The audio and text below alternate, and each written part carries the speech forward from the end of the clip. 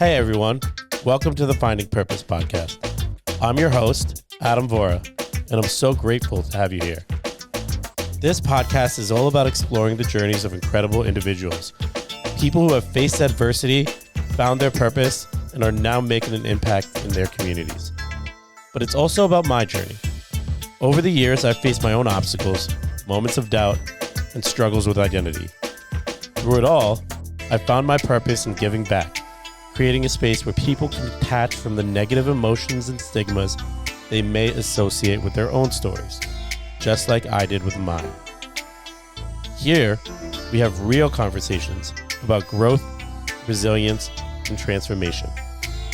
Whether you're searching for direction, striving for personal development, or simply looking for a place to feel seen and understood, this is for you. So if these conversations resonate with you, don't forget to subscribe, leave a review, and connect with us on social media. Now let's dive into today's episode. What's going on, everyone? Welcome back to the Finding Purpose podcast. My name is Adam, and I am your host. Before we dive in, I just want to thank you all for your continued support. Your listens, reviews, and shares mean the world to me. This podcast is about spotlighting people who are living their purpose and creating real impact. If you haven't already, please follow, rate, and leave a review to help us grow this amazing community. Last week, we had an inspiring episode with Omar Reynoso, a creative force behind some of the biggest names in music. If you missed it, make sure to go back and check it out. Today, I'm sitting down with a true multi-hyphenate, Laura Sabia. Laura is the founder of Embossed Life, a platform empowering women to rise with purpose and confidence.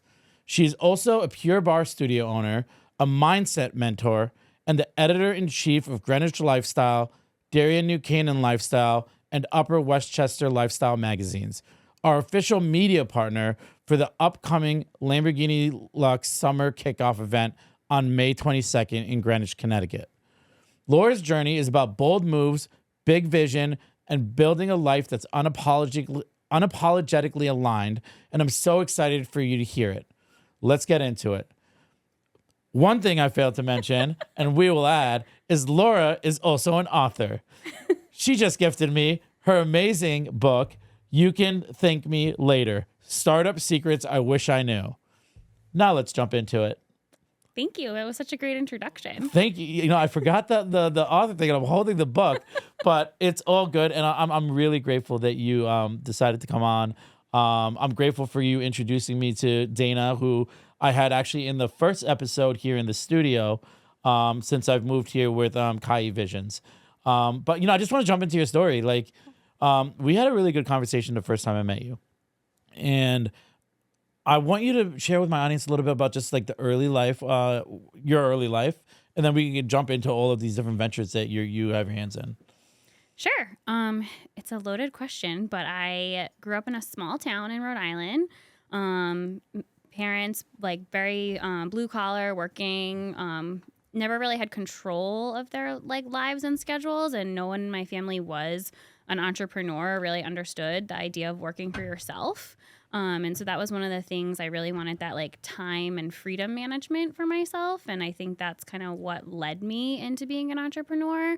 I had some girlfriends in college who I would, you know, you have odd jobs in college, and I had a job once, and I was kind of like telling the boss like how to make things easier. Like I was like, why is this so difficult? Like, why can't we just like put a system in place and make this better? And I remember I went home and told my roommate, and she was like, you can't talk to your boss that way. And I was like, why? Like, I was like, what kind of job was it? It's not efficient. I was working at a university because I have a master's in student affairs. And I was, you know, we were doing something in the office, and I was just like, why is there so much red tape? Like, we really need a system and a process. And like, why is it 20 steps to do 2 things? And so I was trying to like systemize the process and make it easier to be repeated semester over semester, because otherwise it just started over again every semester, and it was a waste of people's time, which is then a waste of resources and money. And so I was like, this is not efficient. And she was like, you can't talk to them like that. And I was like, well, I did. And it just, that was kind of how it started. So then I remember when I then told my friends, I was like, I'm going to start this Pure Barre studio. They were like, we think that's a great idea. Like, you should not work for somebody else. And I was like, oh, okay. Like, so my friends were really supportive of it. That's so funny. Like, you said that growing up, like, your parents were employees essentially. Yes. Right? What did they do? My mom's a nurse in the Okay. emergency room, and my dad was a maintenance mechanic. Okay. So, I mean, it's funny, and you had this entrepreneurial mindset kind of right from an early age. Was it really more wrapped around just you had questions and you saw things weren't working like you said in that instance? Or was it like kind of instilled in you earlier, like even when you were working on teams in team settings in school or whatnot?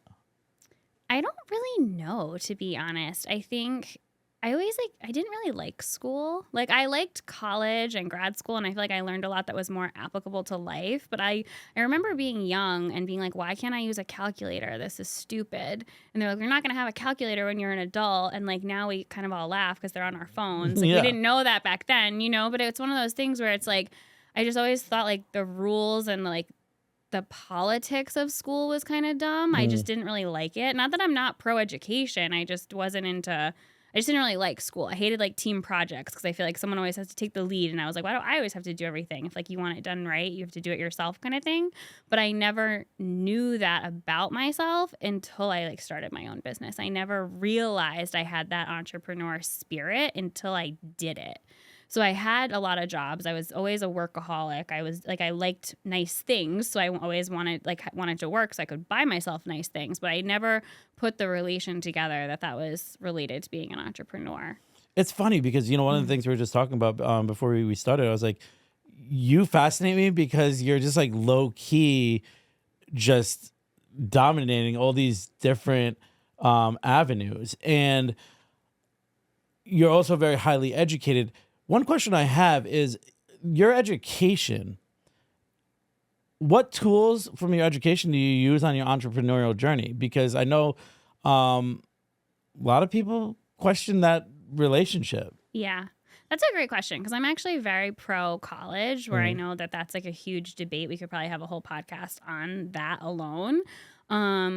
But so what I went to graduate school for is called student affairs. So it's everything on the college campus outside of the classroom.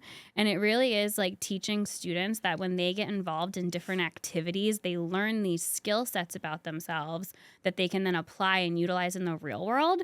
So to answer your question, for me, I think it's everything else that was learned on the college campus outside of the classroom, I think is really what translates into entrepreneurship, like how you make friends, how you network, how you introduce people that are meant to be connected for a certain reason.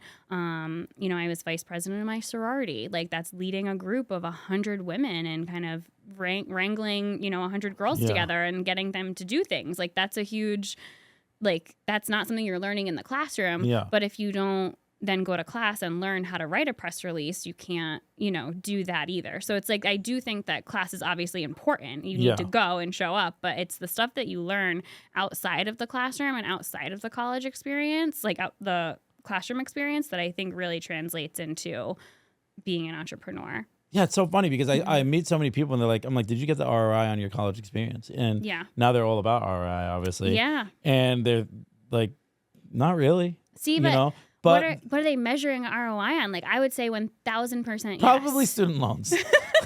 Yeah, that's fair. Yeah. But so here, I'll give you a perfect example of how ROI on my college education.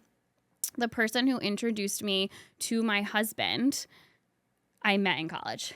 Okay. So I never would have met him had I not gone to college and had that experience through an event that I may have been at, who this person connected me with him.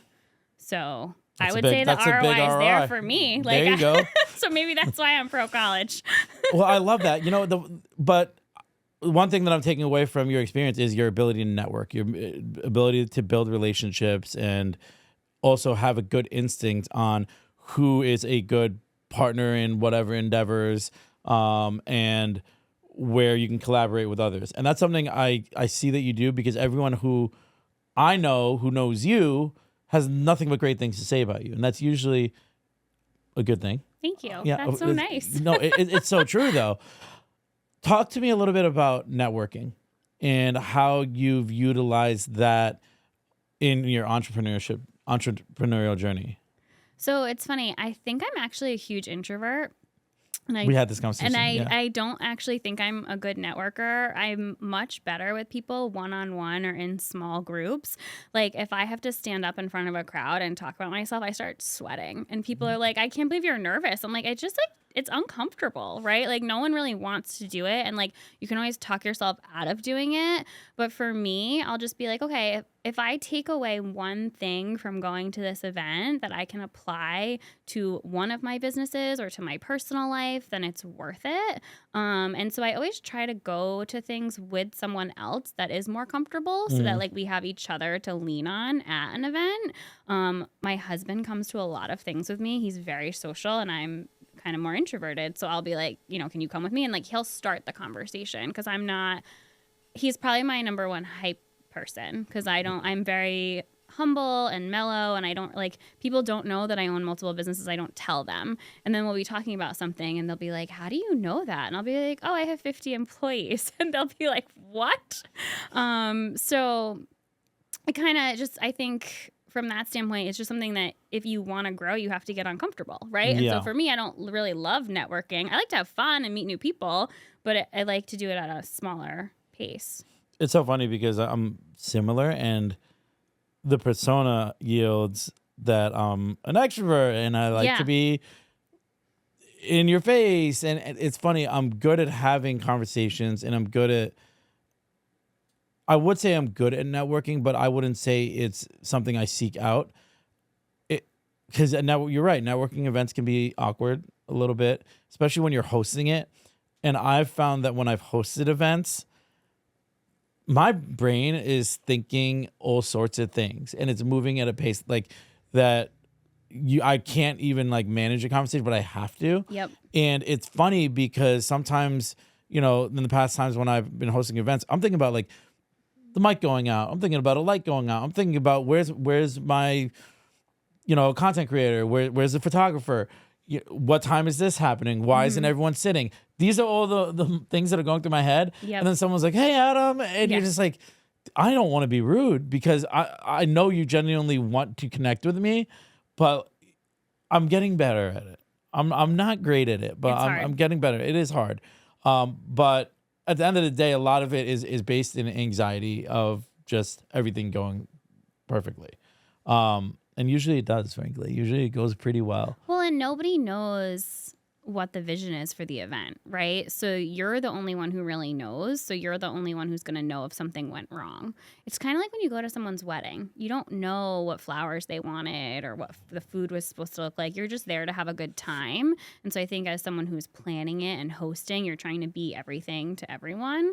And so I just stopped worrying about the details. Like the last event I had, I was like, oh, it was actually at Townhouse with Dana. And I was like, okay, I've about this many people. I was like, I don't really... whatever you think is best for the menu, like you're the expert. So like what I've started to do is like, I can't be everything to everybody. I'm not going to be good at everything. So like, I don't need to make all these decisions. Like she knows what people are going to eat and what's going to be the best. And you give her the budget and she's fabulous at it. So I was just kind of like, you tell me. And then she's like, okay. And then I showed up and was like, great. Like this looks awesome. Like I wouldn't have picked this and it was perfect. So I think when you give, and I think that's a huge part of being an entrepreneur too. Like you cannot do everything. Like the sooner you learn to outsource and delegate, the better your life is going to be. So I literally do that in every facet of my life. Like sometimes my husband will be in the kitchen and he'll be like, are you delegating to me right now? And I'll be like, I don't know. Am I actually delegating to you right now? Because it just becomes so natural that you're like, I have to have everybody else doing everything so that I can manage what's going on big picture. It's so funny that you say that because it really comes down to just trusting your team. Mm-hmm. And that's something that I've realized is super important over the years. And let's jump into that a little bit. When it comes to building a team and knowing that everyone's going to fulfill their role, you said that you had 50 employees that work for you. Talk about the importance of trust in those relationships. It's very important. Like I cannot micromanage. Like at this level with this many things going on, if I was micromanaging everybody's jobs, I would never get anything done and I would probably lose my mind. And so it's like when I give someone a task, like I have to trust that they can do it. I will share a pro tip. We use personality surveys in every person that we hire. So I know how every person works and needs to be managed on the team based on their personalities. And I also know what personalities are a bad cultural fit for me. So I won't hire them. I won't even bring them in for an interview if they fall in the wrong box, because we know what's going to work and what's not going to work. So from a management standpoint, we find that we're able to manage their personality specifically, and that's really helpful. How effective is that? It's life-changing. Really? It's the most amazing thing. So there's so many different types of personality tests that you could do. And here's the thing, like, every personality doesn't mash with every personality, right? Like I'll give you an example. My assistant, she's like my third arm. I am obsessed with her. I love her to death. We are polar opposites in the best way. Like, she will be like, I put this on your calendar. You need to leave in an hour. You're not going to be there on time. Or she just knows what I'm thinking before I'm thinking it, because her personality is the opposite. So she's very detail oriented, whereas I'm big picture, not thinking about the details. So it's like it works really well. And when I remember when we got the personality results back, it was like, this is a great match for your personality. And I was like, and you're kind of like, okay, we'll see. And then she's the best assistant I've ever had. And I've gone through many over the years. And I think it's just, then there's room for growth, because you can grow her into a bigger role. And then with my studio managers, they have very different personalities too. Like, they're having to do sales, but also manage team members, studio members. Certain personalities aren't going to pick up the phone. Like, they're going to be too scared because they don't know what's coming on the other end. Or ask for the sale. Exactly. Or ask them, like, do you want to join and buy a membership today? Like, that's the job, right? That's the job, we need the members to be in the need to studio. be able to say, hey. So if you have a personality that it's going to be super uncomfortable for you to do those things, it's not a good fit. And so that's why we really and every time that we've been like, oh, but we really like that person, it never works, because they don't have the right personality. And there's this one personality trait that they're very social. So you meet them and you're like, oh my God, I love this person. And I remember I was talking to the woman who administers the personality test. She's like, of course you loved her, Laura. She's social. She leads with social traits, but she's going to get nothing done. She's going to butt heads with other people. I'm like, oh, but maybe we could give her a try. She's so nice. She's like, no, do not give her a try. Like, and every time we do, never works. Really? So it's spot on. It's spot on. It's unbelievable. It's funny. I'm very much like your assistant, I think, when it comes to what you just described, which is kind of funny. I'll send you the personality test. We could find out. I would love to. I would love to take it. I'm going to give it to you. It's great. Wow, you covered a lot. One of the things I want to circle back to is micromanaging, because I just recently had an experience where I was working for a company and they were extreme micromanagers. Mm-hmm. And someone like me is definitely someone who I'm effective when I have a little latitude to just use my methods and creativity to obtain the same result and exceed your expectations. But when I have to check in daily and submit reports of every little incremental thing that I do, it doesn't do anything for me. And, I'm very much a long game kind of person. Don't get me wrong, I'll get the daily tasks done and hit the incremental goals. But at the end of the day, I hate micromanaging. My personality does not respond well to micromanagement. Mm-hmm. Because for me, I lean heavily into trust. And when someone's trying to micromanage you, I feel like they don't trust you. Yeah. Would you agree? I would agree with that, because if you have to micromanage, it means they're not doing what you need them to be doing, and you're trying to hover and see what they're doing to better understand. I've had employees in the past where I've learned that people, they don't know what your priorities are unless you tell them. So it's really important that everybody understands what's the vision and what's the goal for each business, and each wherever they're working specifically, what's their weekly, monthly, quarterly goal, so that they understand what they're working towards, because otherwise they're just kind of running blind. Yeah. And they can't prioritize if they don't know how to get there, right? So it's you have to give them the right onboarding and the right tools to understand how to get to their goal and what they need to do to accomplish that. So I'm trying to think of an example I can give you. One time I had an employee who culturally amazing fit. Like great person, awesome. She just like wasn't doing what I needed to do. And I can't micromanage. It's just not my style. I don't want to do it. And so I said, can you make me a list of like what your day looks like? And I had her do that every day for a week. So I could see like, what is she prioritizing first thing in the morning when she gets in? What is she doing? You know, like how is she spending her time on the job essentially? And I remember seeing it and being like, oh, so she thinks, you know, putting the weights away is more important than calling the people who had their first class, you know? So it was like kind of that re-education moment of like, so yes, the weights are important, but that can be done at downtime. Following up with the customer is more important, and servicing the so teaching people like how to prioritize in the job so that they can actually work smarter and less because they're working more productively than, so you kind of have to train people on how to not micromanage them.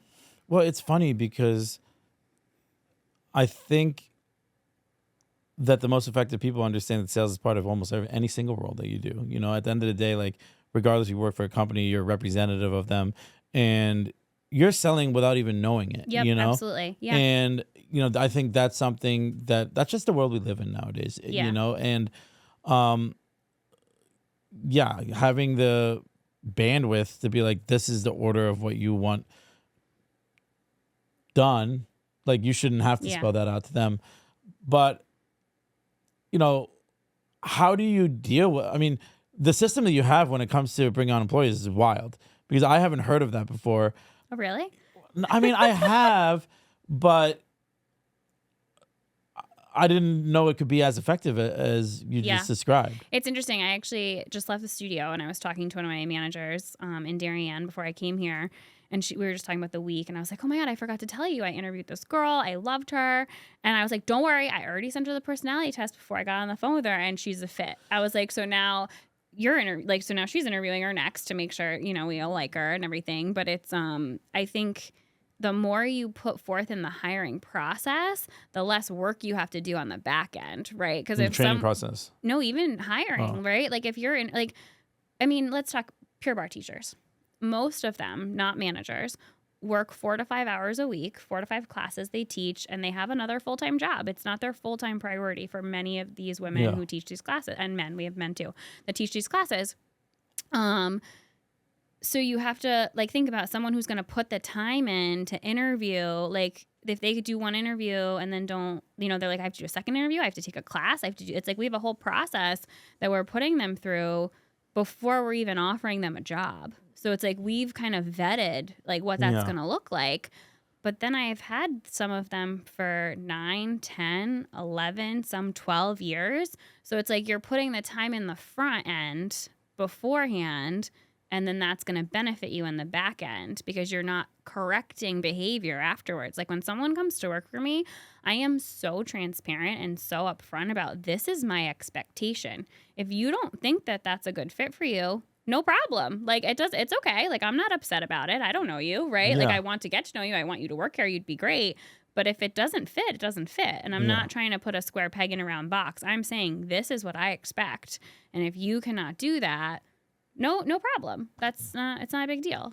Do you think people are often too emotionally attached to the decisions they make? Yes. Both in the hiring process and the business in business decisions, regardless. Yeah. People, you can't make decisions with emotion. You have to make decisions on data. It is very, and it's hard because you fall in love with these people. Like they become the people you work with, like you want them to stay around, but you still have to like hold them accountable and have data that you're making decisions off of. So every week we have one employee who's responsible for pulling all the data across all locations. And she sends a scorecard out to the entire management team for everybody to see what everybody's performance is and what everybody, you know, what it looks like, if there's any, and like that's us being proactive because if things aren't in a good spot, we can be like, oh, this person needs help. Like, let's go make sure we're going all in on that studio this week, you know, and making sure they get the support that they need. So it's definitely better to have those kind of systems in place. Yeah. And you can also make an emotional decision when it comes to an employee that you know that you probably have to let go of. Exactly. If you keep seeing zeros across the board or like had a new client, didn't come back, it's like, well, what are they doing wrong? Can we teach them to do a better job or are they just a bad fit?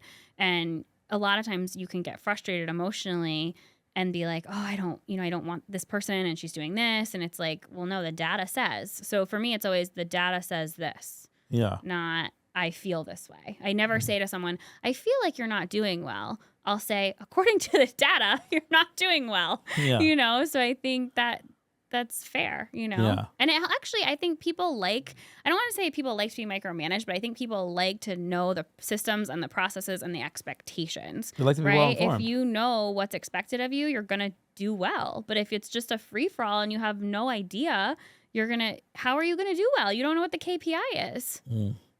It's true. Yeah. And feelings aren't facts. Correct. They're not. Feelings aren't facts. I love that line. That's a great line. I like that. Feelings aren't facts. And I think a lot of folks in the business space and apply a lot of emotion and feelings towards decisions that really don't warrant them. Yeah. And a lot of it's based in them feeling bad about making a decision that might affect someone negatively. I want to talk about your Emboss. Okay. Can you just share with my audience exactly like how it started and what your goals are for it? Sure. So it started out of a need for something that doesn't really exist or that I haven't been able to find. So it's kind of a combination of a lot of things. So I'll kind of explain it a little piecemeal. But during the pandemic, I was in this boutique fitness mastermind group. And so it was all people who owned multiple locations in the boutique fitness space. And we would get on this mastermind and talk about what our different problems were and how we were handling certain situations with our landlords when we weren't allowed to be open. And, we had all these challenges in the industry during the pandemic. And it was such a great group of people and such a great resource. Like I would leave the mastermind and be like, I just got something that I can apply to my business. And this is so beneficial. And then coming eventually, it kind of fizzled out. And then coming out of the pandemic, I was like, I really want this just for women business owners that, have multiple employees and have things that they're trying to create. And what, you get stuck on things like how can I make an event better or what's an idea to market differently or, you kind of need to learn different things. So I wanted to create a mastermind just for women where we could collaborate and connect on ideas. And then it turned into people wanting, one-on-one consulting with me. And then, so it's kind of turned into a different thing that I didn't really expect it to. And then it's also kind of like the parent company that, houses all my products essentially. So like my book is on the Embossed website if people want to see that. I have a course on my website. So there are people who, I personally don't really have time to be one-on-one consulting business owners. I love to talk to people and help people, but then there's only so many hours in the day. So I built an online course and it's 7 days to a better business. And every day it takes a deep dive into a different section of your business. So like financial, employees, marketing, it kind of goes through like, what you need to do. And then we give like a fake example in the course of a business so that you can actually have worksheets and take away and apply it to your own business. And we use like a coffee house as an example. And we kind of deep dive in this fake business so that someone can actually go back and say like, oh, I have that issue too. But so the mastermind is like an application only. So people apply. And then we do the mastermind. Oh, people have to apply for it. Yeah, they apply for the mastermind. And then, but for the course, anyone can just sign up online. So it kind of has turned into just like this resource den, I guess you would say, for female entrepreneurs. And eventually I want to do like a fun conference. It's only for female entrepreneurs? I mean, men can join if they want, but I am more focused on female. Okay. Just that's the niche that I feel like connects with me. Like they're like, it's harder for females to get loans for business and what do you do, like how do you do that and what does that look like, and so we're kind of, some of the resources are more guided to that, but yeah, I want to do like eventually like a conference and have people do speakers and things like that, but it's been a slow evolution. So we're personally, what do you think is the biggest hardship that female entrepreneurs face? So it's a great question. Yeah. I have like a lot of examples. I'm trying to think of one good one. Or maybe even like tell a story about there's yours. Been many times where, sometimes things happen and I've responded to people and I said, if I was a man, would you say that to me?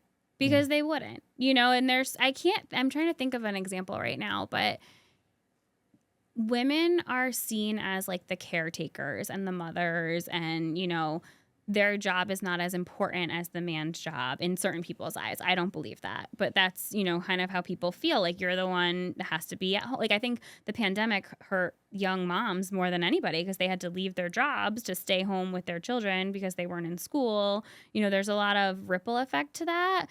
But I think that women aren't given the same. I mean, the data shows you that women aren't given the same opportunities.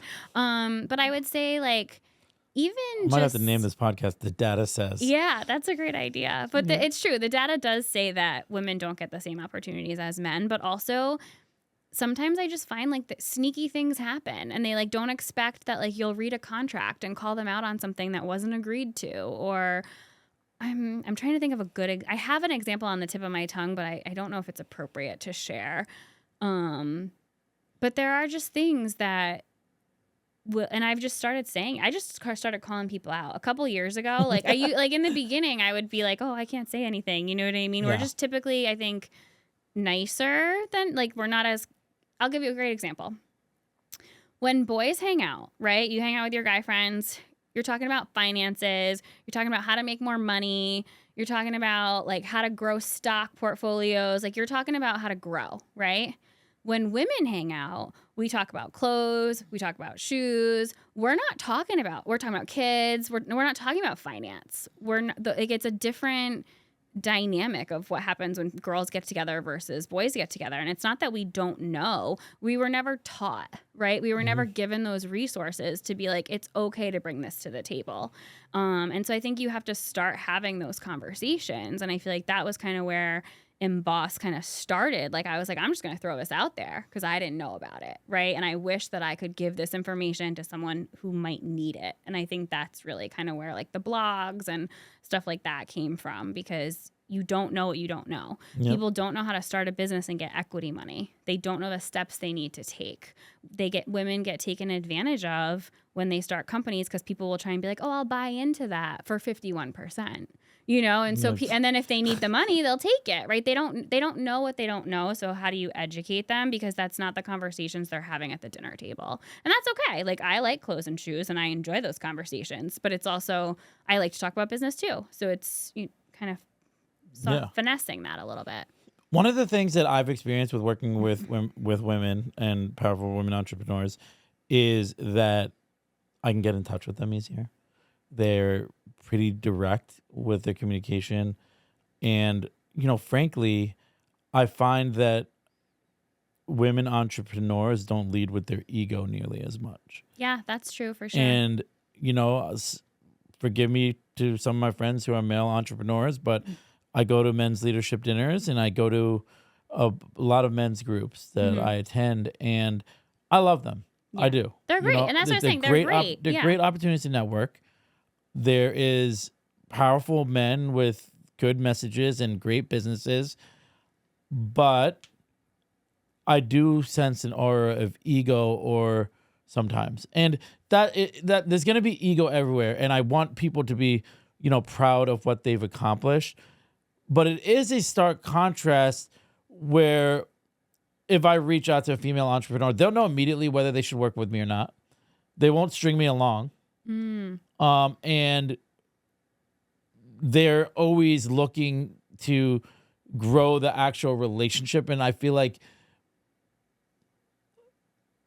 are not transactional as much. Does that make sense? Yeah. And I think that kind of goes back to like what they talk about at dinner, right? Like it's not, and I don't think that men mean to be I don't think all men are like that. Don't get me wrong. I think it's just kind of like how we're brought up. Like, girls are pink, boys are blue. Like, it's like that's, no one's doing like now it's more neutral. But I think that is kind of, it's ingrained in our brain. And then that's why I think people do it that way. Yeah. And, you know, I'm just thinking about it now that like I'm having a conversation with you, because, you know, you're hella successful. Thank you. And, you know, your aura, like, you don't need to scream it because you are you. Yeah. And I love that. I really do. And I can't wait to read the book and hear all of the little things that I'm probably missing when it comes to my entrepreneurial journey. What inspired you to write this? So it's funny.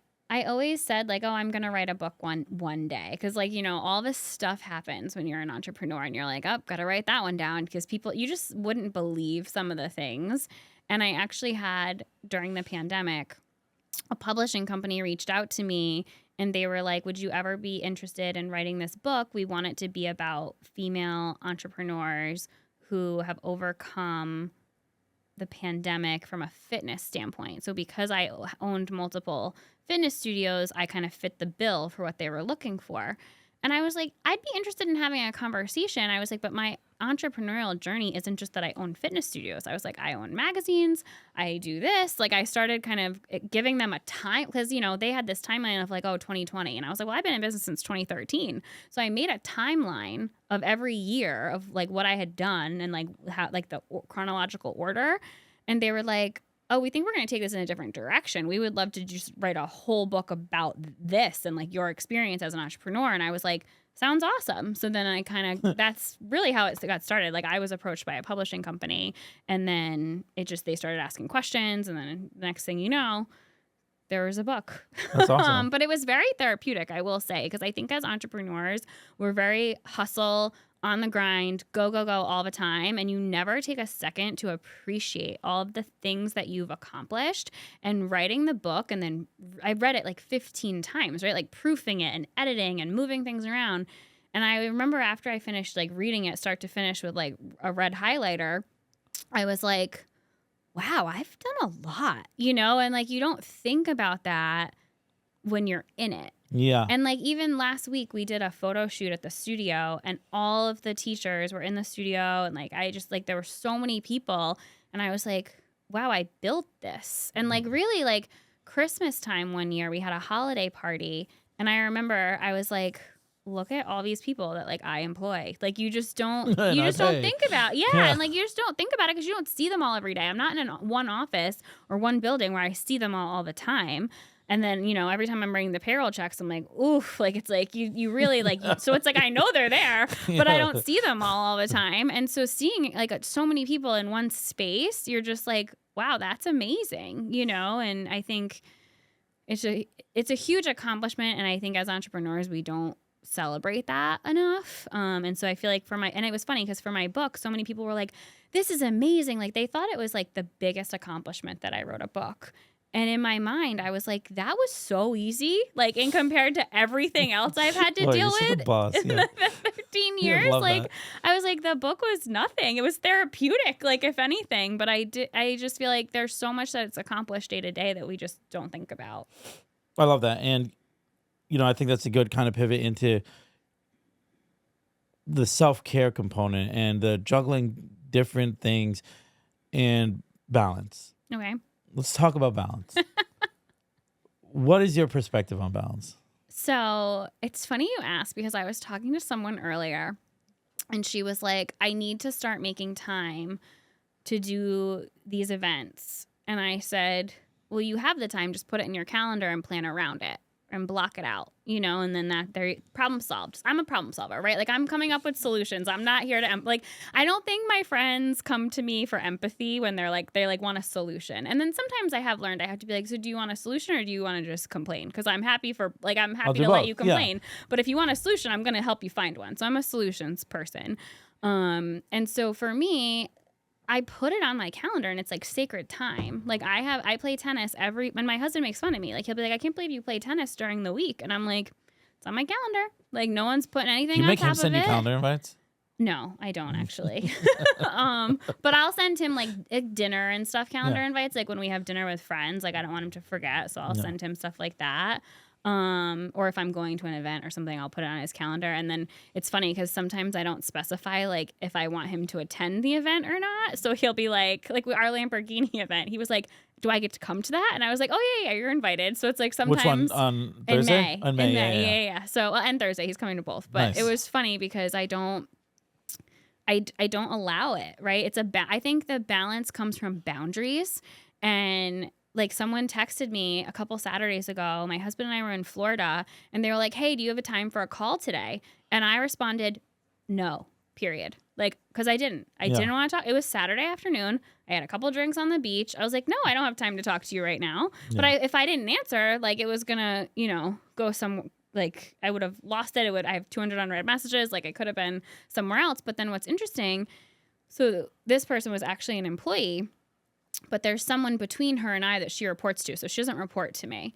So she didn't know how to respond to no. Do you know what I mean? So she was like, okay, maybe tomorrow is a better day. Like, it was like really funny. And I was like, I'm assuming you've already gone to your direct supervisor about this and you're coming to me afterwards because there's something that I need to know, because I don't want to call these people out. So that's why I'm being vague and ambiguous. Yeah. But it's like, you have to train them, right? Like, and in this situation, she actually was coming to me for the right reasons. Yeah. But it was like, I'm not available to you just because you asked at that time. And that's okay. And I think it's not, as long as like, well, I joke, as long as the building's not on fire, but if the building's on fire, like, don't call me. Like, what am I going to do? Like, I'm not a firefighter. Like, you need to call the fire department. Like, I can't help you. Like, so it's funny. Like, people call you, people are so reactive that they just like if the key's not working, don't call me. I can't come help you. You have to problem solve on your own. So I teach people how to problem solve because I don't want to have to deal with it. But when it comes to balance, it is a lot about boundaries.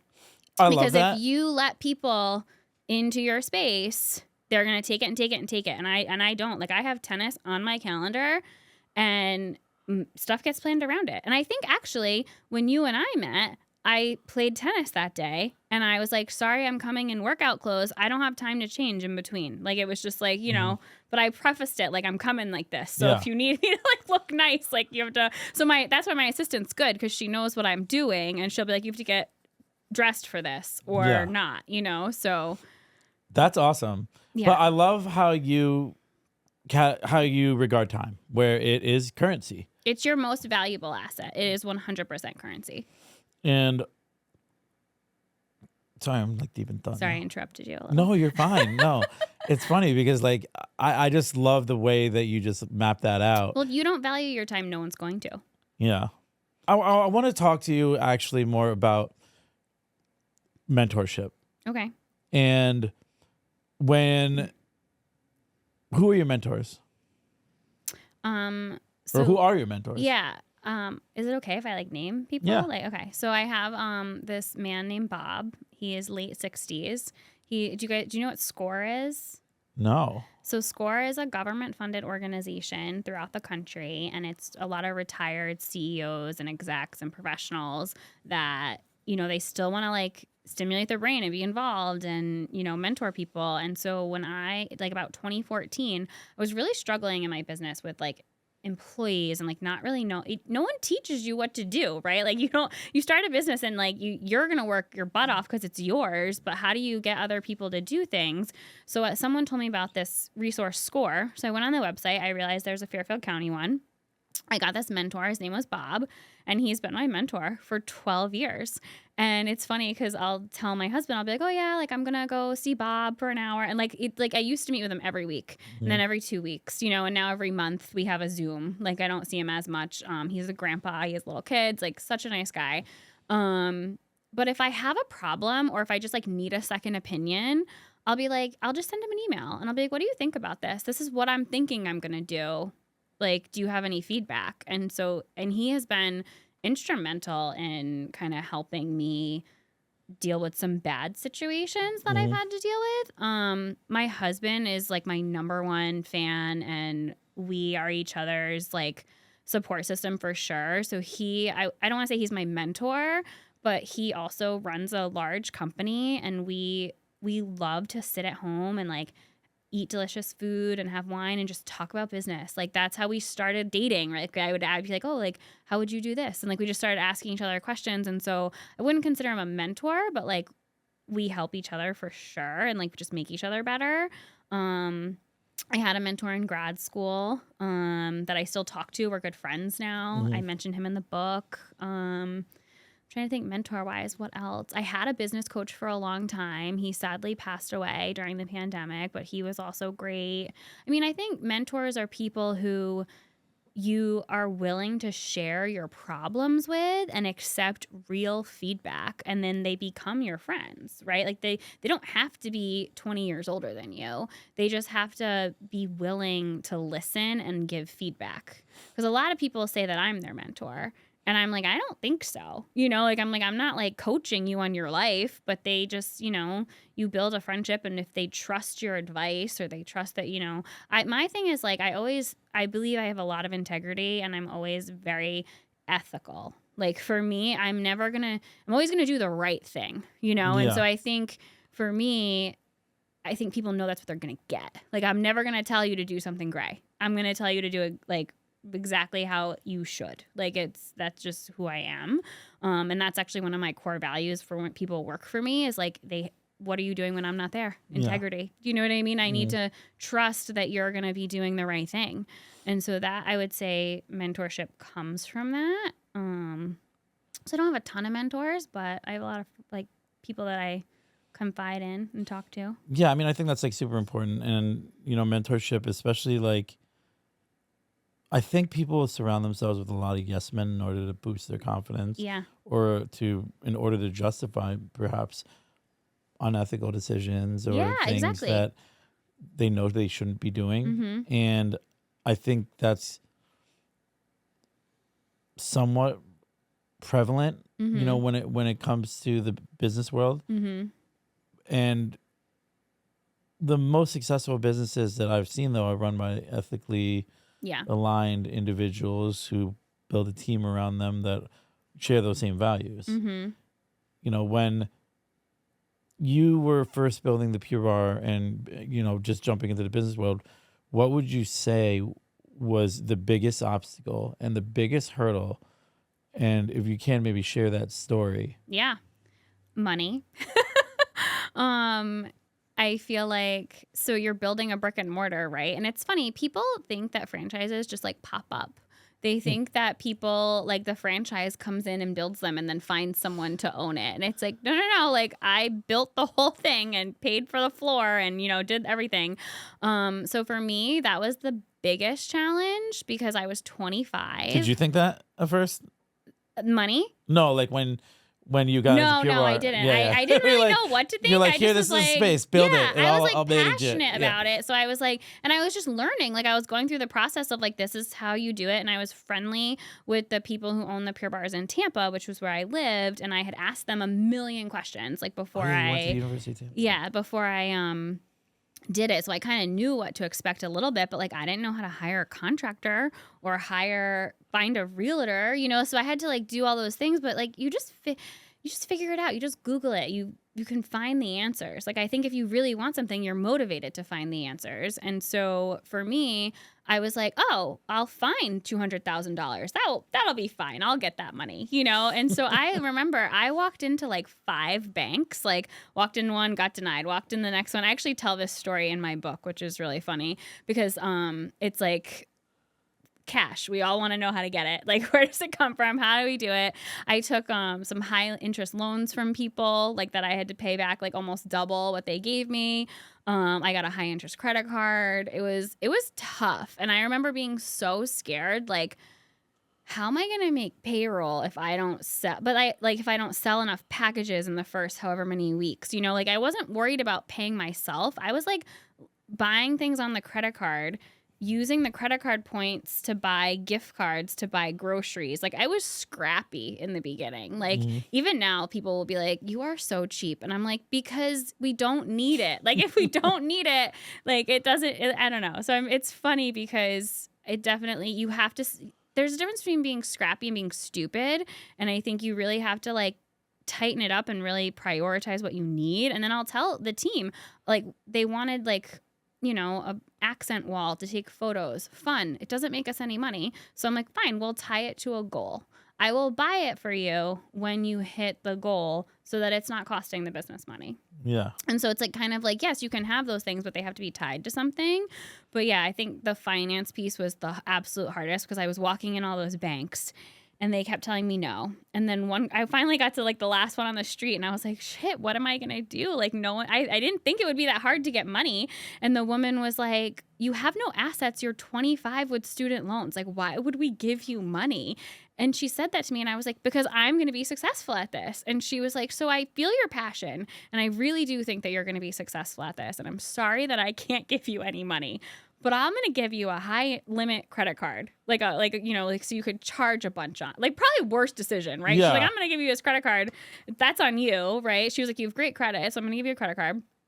So I had like a credit card with like a $30,000 limit. And I remember putting like everything I needed for the studio on it, and I went as scrappy as possible. But it was an interesting time for sure. Yeah.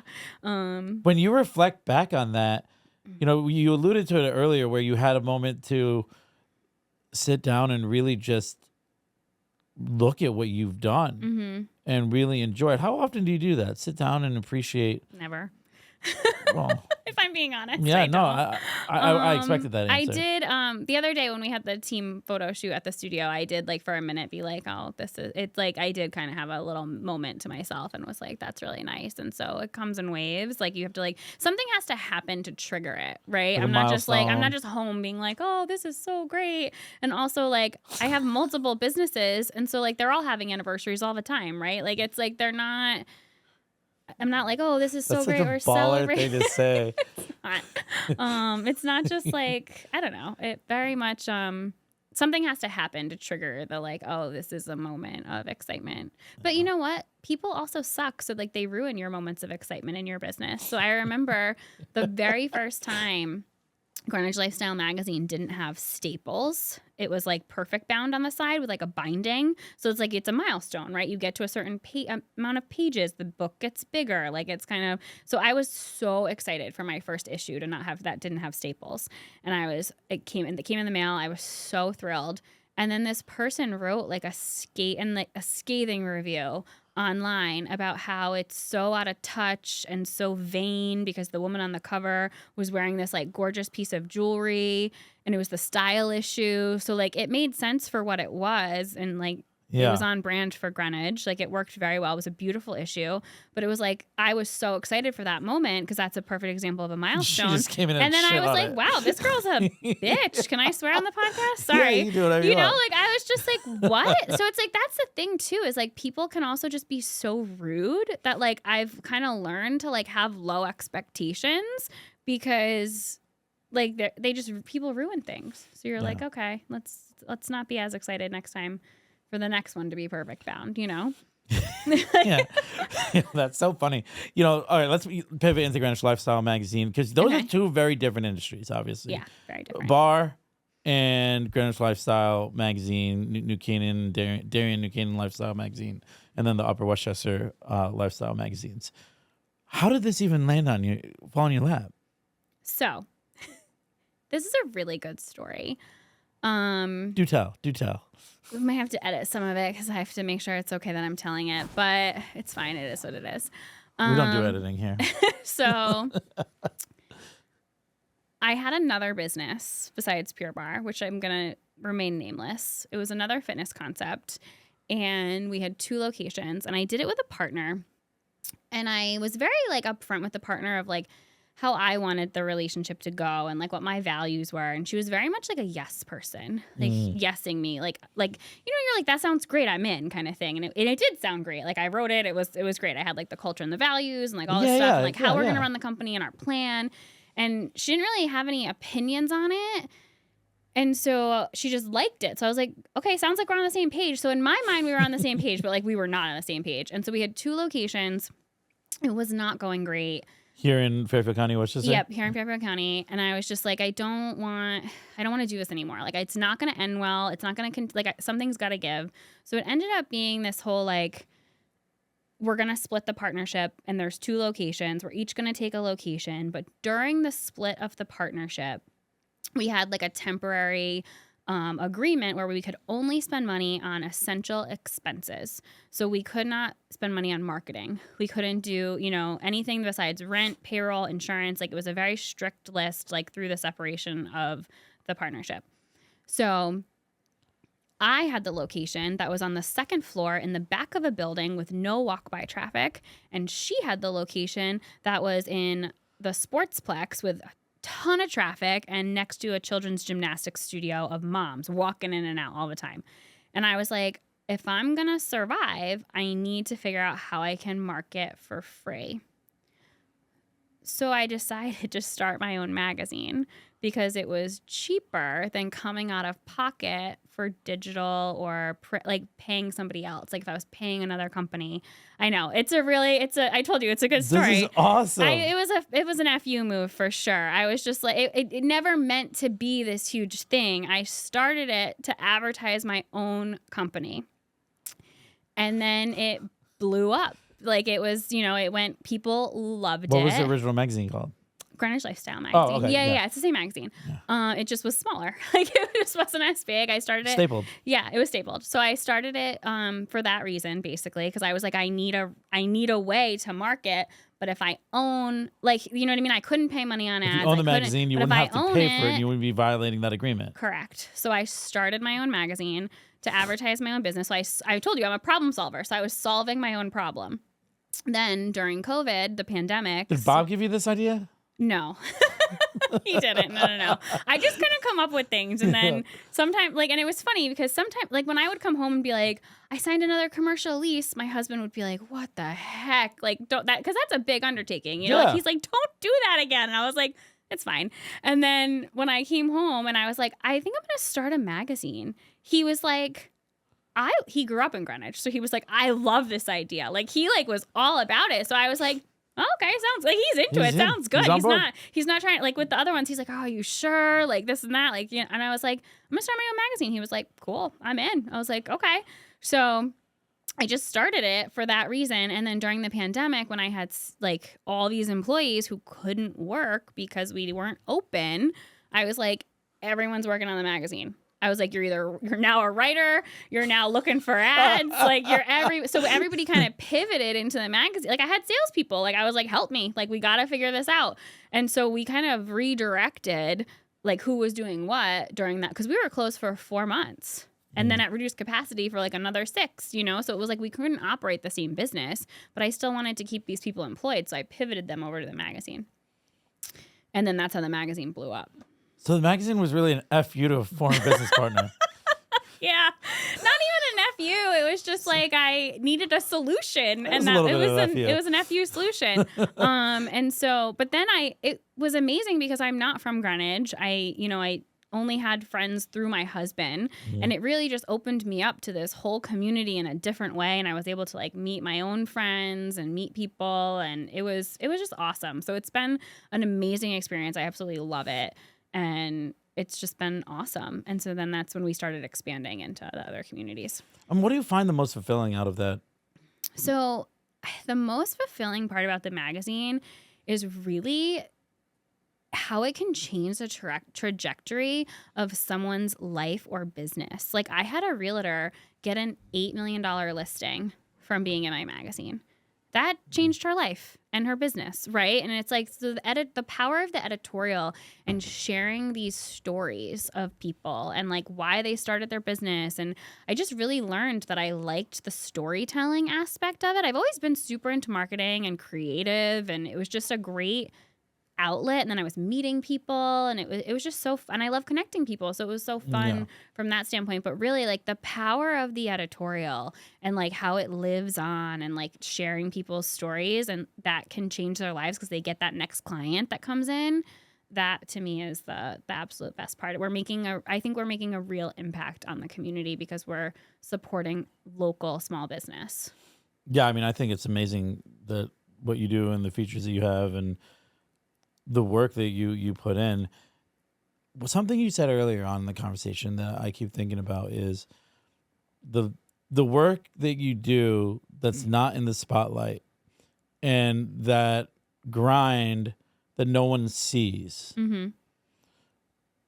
Talk to me a little bit about that and why entrepreneurs shouldn't take that for granted and not get frustrated in those moments. Or even share a personal experience there. Well, I think that's hard for entrepreneurs because I can give some examples of like people on my team that I've had in the past, but I think a lot of times people, like we joked about how I play tennis during the day, right? Because that's when I can fit it in. Because I'm most creative at night, so I want to be writing at night, so it kind of just depends what that looks like for people. But, I've had employees that I think they maybe thought I don't do anything. Like they're like, oh, I run the company. She's not doing anything, and it's like if you have that mindset, you have no idea what's going on, first of all. But the amount of things that are like, there's a huge disconnect between being a slave to your business and working in the business versus working on the business. And you'll find the most successful entrepreneurs are working on and not in the business. That's like any business book you read, they're telling you got to get out of the weeds. Like I can't be teaching all the Pure Barre classes, right? Like someone else has to do that because I have to do all of the other things that get the people into your class and keep the revenue stream running, right? And so I think when people don't see what's behind the scenes, and then there's different personality types that like need the praise, like, oh my God, you're working so hard. We're so proud of you. I don't really need that. I'm not someone who's like, I don't need to be patted on the back. I don't need the trophy. I don't need someone to tell me how hard I'm working. It's not a badge of honor. It's just what happens when integrity, what happens when no one's looking. I'm getting things done and you're just moving things forward. But I think that people don't realize everything that the entrepreneur has in their mind to fulfill that vision. Because when you don't have that personality, you can't imagine what that personality is like. Whereas entrepreneurs understand all the personalities because they typically are hiring them and working with them on different. And they give them personality tests. Yep. Well, yeah. And the personality test is and I'm actually thinking about the chart as I'm telling you this. I'm like, I understand all the personalities, but I know this personality doesn't know this one. So if you had to diagnose me with personality, what would it be? You can't do it that way. It doesn't work. You have to take it. I was trying to get it. Yeah, there's like different boxes. Like and you also have like your work personality and then your personal personality. And they say the closer they are to the same, the more like in harmony you are with your life. And so for me, it was interesting because I always say like I'm like such a workaholic. I like just like to work. It's a problem. Like I'll be like, I just will do it. Like I just really enjoy it.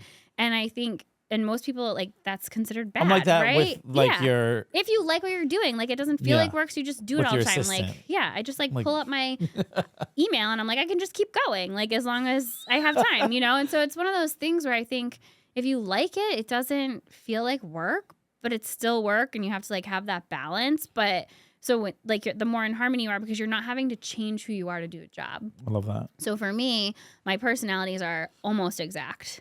And it's interesting because that means like when I'm doing all the things, like when I'm going to the studio and meeting with a manager and talking about all the things going on, I'm enjoying the conversation. So it's not work, Totally. Like it's different, even though it is work, but it doesn't feel like it. So it's interesting. Well, that's one of the things that I really liked about you when I first met you. Maybe there's like a couple minutes of just like a little like ice. Rapport building. But then we sat down and it was like talking to you was very natural. Okay. And you when you're sitting down in front of someone, you could tell when they're humoring you or when they're being authentic. Like fake, or they're just like kind of telling you, like they're going through the motions versus like actually, especially when you're connected with someone. Yeah. Are they only meeting me because they're friends with this person? Yeah. And, there have been times when I did that. And obviously that is what brought us together. Yeah, we met. Yeah. But after talking about the conversation, after talking for a little bit, it was it was you. Yeah. And that's where I was like, all right, like I want to bring her in. I want to work with her. That's really what it is. Not even bring her in. I was like, I want to do something with her. It's so funny because that's actually the feedback I get a lot. I am the same person just all the time. Like no matter who I'm talking, like I feel like people are always like surprised that like I'm just very direct and I'm very just like, this is me. Like it doesn't really change. And that's surprising to people, I guess. Yeah, and I've noticed that because like I saw you in that setting. I am. Yeah. Then I saw you when you came with me to Lamborghini. Yeah. But then I also saw you when we ran into your friend. Okay. Yeah. And I was like, okay, like this is just how she is. This is great. She's not putting on any faces. No, I don't. And it's just who I am. And that's like, so when I hire hard to people, it's do. the same way. I'm like, this is it. This is what you get. I hate the people who like dangle the carrot. Like, if you do this, you could get this. I'm like, no, this is what it is. Like, this is it. Like, I'm not gonna surprise you with something in 2 months. Like, unless you blow me out of the water and like, now we need another location. Like, that's just not, it's just, I'm just the same all the time. And I think that's like what circles back to, our relationship with networking events, where sometimes I feel like I just see the facade. Yep. Yeah, absolutely. Yeah. Or like, what's their motive, right? Like, everybody has a motive, but what's their motive to why they're there? And you're unique in the sense where you're not very self-promotional. I'm sure you market your businesses, but when it comes to you as a human, you show up, and that's just like people just are drawn to it, like I was. Yeah. So I want to kind of circle and talk about purpose. Okay. And do you feel like you're living in your purpose? And was there a moment when you were like, wow, like this is what I want to do? Like, I'm meant to be doing this. So it's so interesting. I don't know the answer to that question, to be honest, but I do feel very fulfilled in my life. But I think that it's because I made hard decisions along the way, right? Like, it's like I'm trying to think of some examples, but this is a silly example, like down to like who you're going to date, right? Like, my husband and I were joking, and he was like, did no one ever break up with you? Like, we were talking about, like, we had this like conversation, and I don't know how it never came up before. And I was like, no, like maybe like one guy ever broke up with me, but I always was like, I'm done now. Like, it was just like not fulfilling to me anymore. You know what I mean? Like, and so I forget how the conversation started, but we were talking, my nephew, he's 16 and he just broke up with his girlfriend. And so my husband was texting my nephew and being like, oh, it's going to be okay. Like the whole thing. And he was like very upset about it. She broke up with him. And my husband was like, what, did no one ever break up with you? And I was like, well, not really. Like one person, yeah. But other than that, no. Like, and so it was funny because I made the hard decisions along the way that like I could have probably just stayed with some of those guys, got married and had kids, and I would have been so miserable, right? But I was just like, no, I don't want, you're not meeting my expectations for life. You know what I mean? And like, so I think, but I've done that with a lot of things throughout my life. Like I moved to Florida when I was 18 years old and then never moved back home. And so it was like, I liked the independence. I knew I was going to be who I wanted no matter what. Nothing was going to stop me. And I think that has led me into be more fulfilled. My husband also like pulls the reins back sometimes, like, cause I'm a big visionary person and he's like, yeah, no, let's figure out how that will work logistically and then you can do it, you know? And so I think that helps me live more purposely because like we're putting a plan in place. And we complement each other very well. Visionary, big picture. Yeah, and he's a details and a systems and we need a reason why that makes sense. And so I don't know if I'm living my purpose, but I feel like I'm very fulfilled and happy. And it's interesting because people keep being like, what's next? What business are you going to do next? And I'm like, I'm kind of good right now. Like I have a lot of stuff. I'm happy. I'm content. I want to grow and make what I have awesome. Like, why do I keep needing more? Like, I think there's this thing as an entrepreneur, people are like, expand. And it's like, you can expand your current offerings. You don't have to keep growing into new branches of things. Yeah. And so I love that. Yeah. Because like internal expansion. Mm-hmm. Yeah. I mean, I think that's something that people, you're right. People don't really look at it in that sense where you can kind of sit where you are and grow internally. Because do you think that's motivated by having a wider footprint to say that you have a wider footprint? Do you think that's a lot of time that's ego driven? Yeah, it's actually probably ego driven for sure. Cause it's like people want like more and more.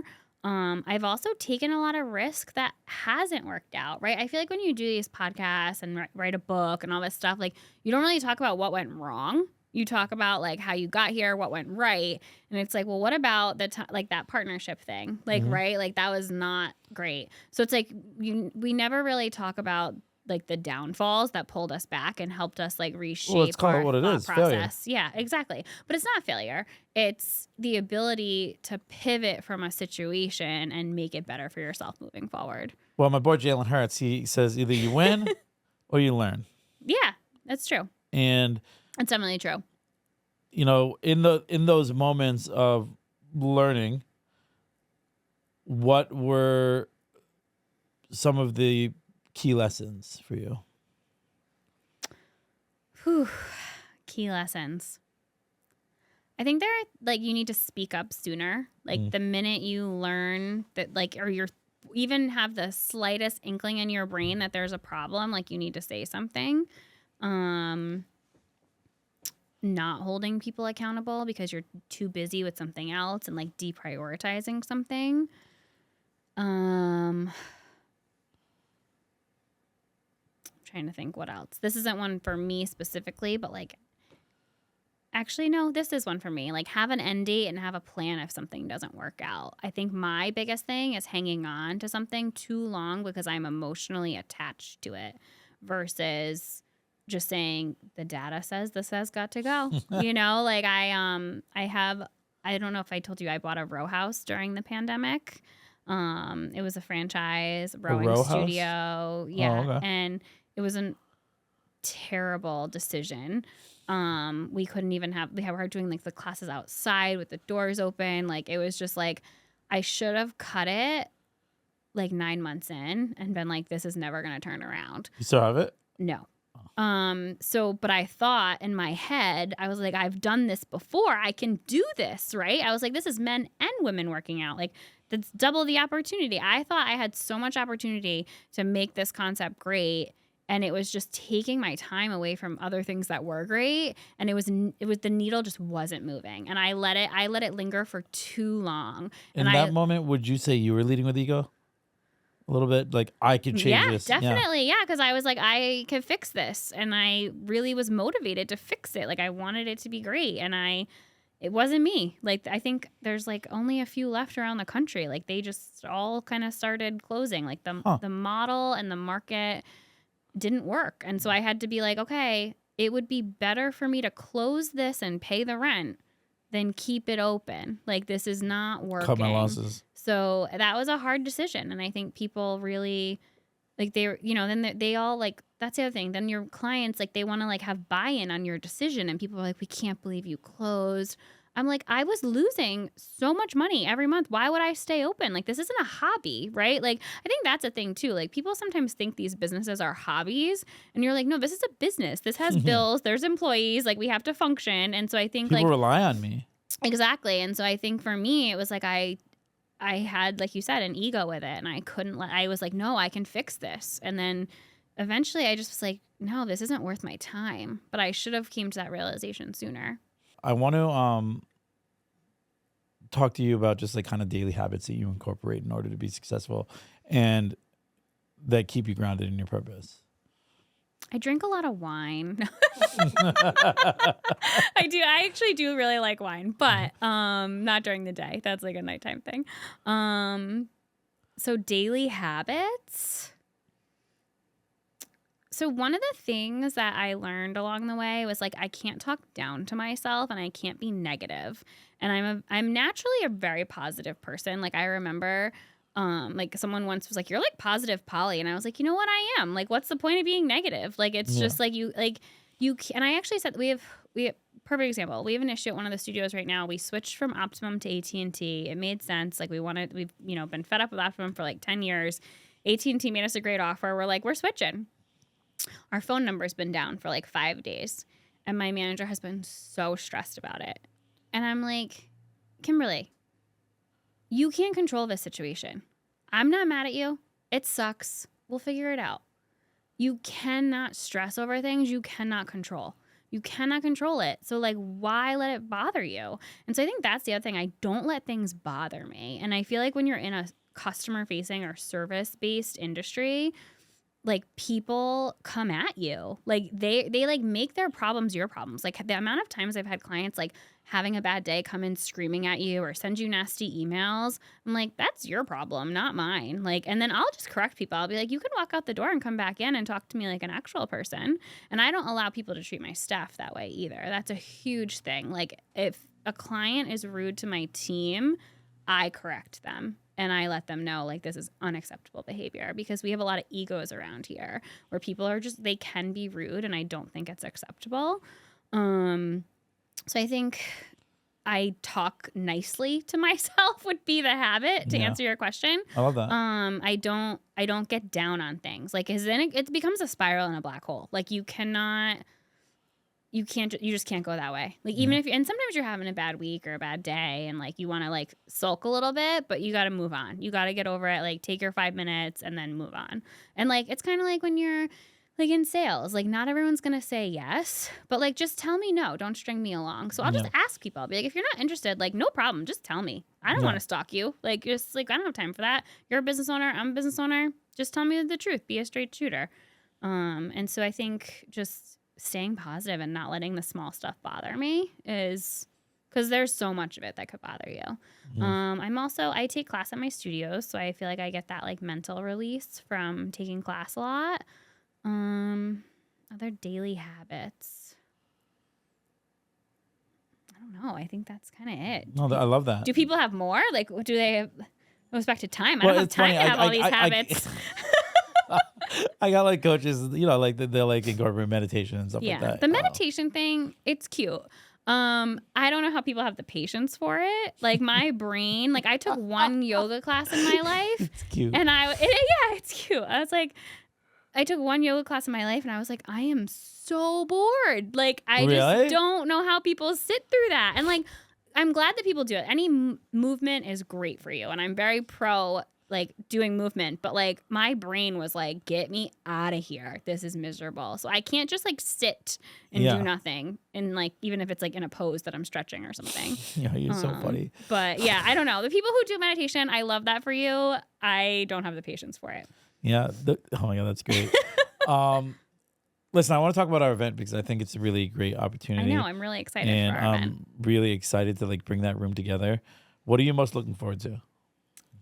God, well, the weather. It's going to be outside. I can't wait to see the cars. Well, it's going to be inside with the outside open. Okay. Well, yeah, but the fresh air, you know, like there's not going to be snow and like it'll be fun. Yeah. I don't know. I feel like I've never been inside a Lamborghini, so maybe I'll get inside a car. Not that I'm going to buy one, but it would be fun. But I don't know. I feel like events like this are fun, so I'm excited to just like see people and connect with everyone and I'm excited for like the brands that we're going to bring together also. Yeah. And, you know, I just love working with Jolanta over there. Like she's so sweet, chill. And, you know, I don't know. It's just going to be like a really good vibe for everyone. We have like really good production. We have a great DJ, great local DJ. Like I feel like everything's great. Yeah. Yeah. Hinoki with a sushi bar. Like, yeah, I'm like, it's going to be so fun. So I'm super excited about that. Yeah, the programming is like top notch. So like when you think about the people who are coming together for the event, it's like everybody you want to be in one place. Exactly. Yeah. Yeah. I usually wind down and I ask everyone this one question. So I'm going to ask you. I should have watched the podcast beforehand so I knew. You should have. You really should have. What advice would you give to somebody who's on their journey of finding purpose?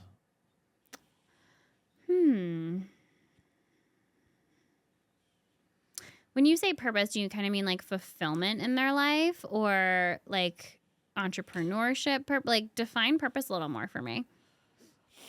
Because my advice to an entrepreneur never had a follow-up question. would be different than... Never had a follow-up question, Laura. I would say when you're living purposefully, then you are fulfilled in what you're doing. Okay. So I know my answer. Perfect. It kind of goes back to what I said earlier. Don't settle, right? Like if you're not happy in your situation, you need to change it. And no one going to swear again. I'm sorry. No one gives a shit about your life besides you.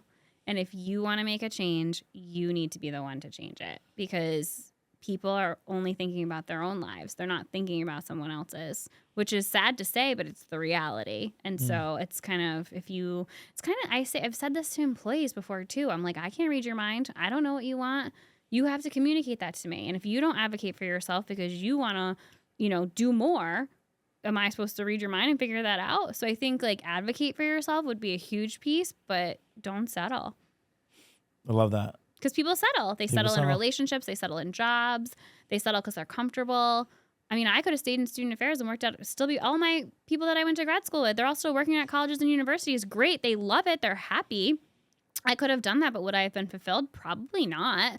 So it's like, but I took the hard risk of saying, no, I'm going to do something and risk it all and take a chance. And people are too scared to do that. And it can be ballsy and scary, but like you should still do it. Because I won't have regrets, right? Mm-hmm. When I'm old and, dying, I'm not going to be like, oh, I wish I didn't do that, or I wish I did this. Like, no, I did it all. Yeah, I love that. I'd love for you to talk to my audience on how to get in touch with you, what upcoming projects you have, and anything additionally that you'd like to share with them, and how they could reach you. Okay. So I guess if you don't want them to reach you, that's fine. I don't want you to contact me. No. Well, so my website is embossedlife.co. My Instagram's currently disabled, but you can follow me on the magazine accounts, which we'll link, I think, in the bottom of the podcast. What other questions did you have? Do you have anything upcoming? Oh, okay.